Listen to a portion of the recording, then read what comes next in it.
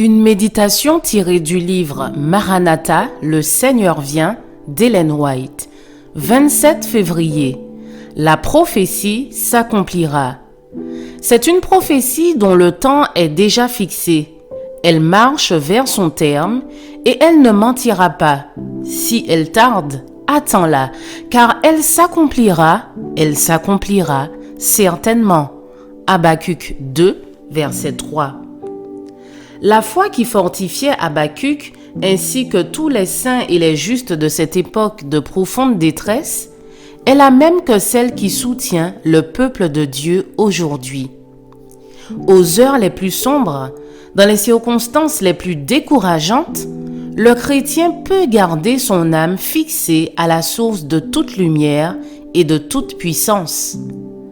Par la foi en Dieu, son espoir et son courage seront renouvelés de jour en jour. Dans le service de Dieu, il n'y a besoin ni de découragement, ni d'hésitation, ni de crainte. Le Seigneur fera pour ceux qui placent leur confiance en lui, au-delà de ce qu'ils peuvent attendre de plus élevé. Il leur accordera la sagesse qu'exigent leurs différents besoins. L'apôtre Paul rend un témoignage éloquent au sujet des riches bénédictions que reçoivent tous ceux qui passent par la tentation. Voici l'assurance divine qui lui fut donnée.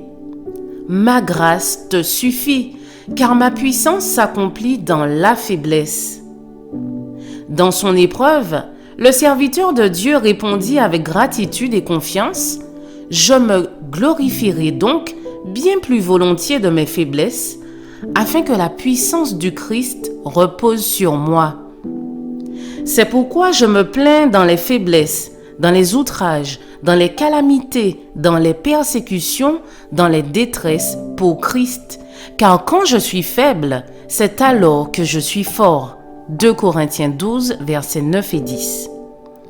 Il nous faut cultiver et chérir la foi pour laquelle les apôtres et les prophètes ont rendu témoignage. Cette foi qui s'empare des promesses divines et attend la délivrance au jour fixé et selon le moyen convenu. La parole certaine de la prophétie trouvera son accomplissement à la venue en gloire de notre Sauveur, le Roi des rois et le Seigneur des seigneurs. L'attente peut paraître interminable. L'âme peut être accablée par des épreuves décourageantes. Les hommes en qui nous avons mis notre confiance peuvent tomber en chemin. Mais avec le prophète qui s'efforça de ranimer l'espoir de Judas à l'heure la plus sombre de l'apostasie, il faut s'écrier « L'Éternel est dans son saint temple, que toute la terre fasse silence devant lui. » Ayons constamment à la pensée ce message réconfortant. C'est une prophétie dont le temps est déjà fixé. Elle marche vers son terme et elle ne mentira pas. Si elle tarde, attends-la, car elle s'accomplira certainement. Le juste vivra par la foi. Je vous souhaite une excellente journée, que le Seigneur vous bénisse.